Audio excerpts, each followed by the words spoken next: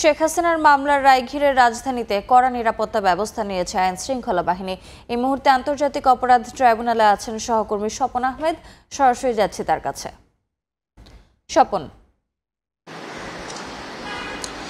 সাবেক প্রধানমন্ত্রী শেখ হাসিনা এবং সাবেক স্বরাষ্ট্রমন্ত্রী আসাদুজ্জামান খান কামাল সহ যারা আসলে মানবতা বিরোধী অপরাধের সঙ্গে জড়িত তাদের আজকে রায় হওয়ার কথা রয়েছে। আমরা যতটুকু জানতে পেরেছি আজকে 11টার দিকে ট্রাইব্যুনাল 1-এ এই রায়টি উঠবে এবং তার পরপর আসলে ঘোষণা করা হবে। এই যে মামলাটির অর্থাৎ মানবতা বিরোধী অপরাধের যে মামলার রায় ঘোষণা হবে সেই রায়কে উপলক্ষে কিন্তু পুরো যে আদালত চত্বর রয়েছে অর্থাৎ ট্রাইব্যুনাল এবং হাইকোর্টের যে গেটগুলো রয়েছে সেখানে কিন্তু ব্যাপক নিরাপত্তা ব্যবস্থা করা হয়েছে। এই নিরাপত্তা ব্যবস্থা যদিও কয়েকদিন ধরেই রয়েছে, তবে আজকের বিষয়টা একটু অন্যরকম, কারণ আজকে নিরাপত্তার ব্যবস্থাতে আরও বেশি জোর দেওয়া হয়েছে। রাত থেকে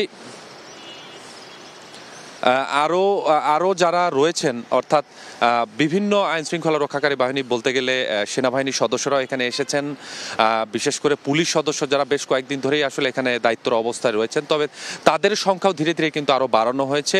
পাশাপাশি বিজিবির সদস্যরা এখানে উপস্থিত রয়েছেন, র্যাব এবং সাদা পোশাকে ডিবির সদস্যরা সহ অন্যান্য যে আইন শৃঙ্খলা বাহিনী রয়েছেন তারাও কিন্তু এখানে উপস্থিতি বাড়িয়েছেন।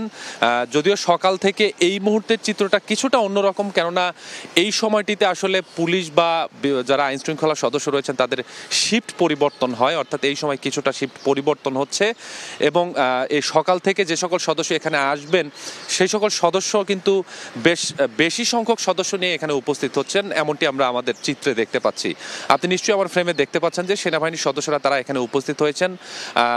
কড়া নিরাপত্তা অর্থাৎ এই পুরো ট্রাইব্যুনাল হাইকোর্ট এই এরিয়া জুড়েই কিন্তু কড়া একটি নিরাপত্তা ব্যবস্থা করা হয়েছে। শুধু এই ট্রাইব্যুনাল এলাকায় নয়, আমরা রাজধানীর বিভিন্ন মোড়েও দেখেছি যেখানে বিভিন্ন মানুষ যারা সিএনজি বা মোটরসাইকেল ব্যবহার রাস্তাঘাটে চলাচল করছেন তাদেরকেও কিন্তু চেক করেই আসলে ওই মোড় থেকে ছাড়া হচ্ছে। আর এই যে ট্রাইব্যুনালের সামনের যে সড়কটি রয়েছে অর্থাৎ ঢাকা বিশ্ববিদ্যালয় থেকে শিক্ষা ভবন এবং ঢাকা বিশ্ববিদ্যালয় থেকে যাওয়ার যে সড়ক, এই সড়কটি কিন্তু আপাতত বন্ধ রয়েছে। যদিও জরুরি প্রয়োজনে যারা যাচ্ছেন তাদেরকে সঠিক পরিচয় এবং কোথায় যাচ্ছেন এই বিষয়গুলো এবং তাদেরকে চেকিং করার পরেই এখান থেকে ছাড়া হচ্ছে। তো সব মিলিয়ে বলা যায় যে আজকের এই রায়টি ঘিরে বেশ আইন শৃঙ্খলা রক্ষাকারী বাহিনীর সদস্যদের উপস্থিতি এখানে ব্যাপকভাবে করা হয়েছে।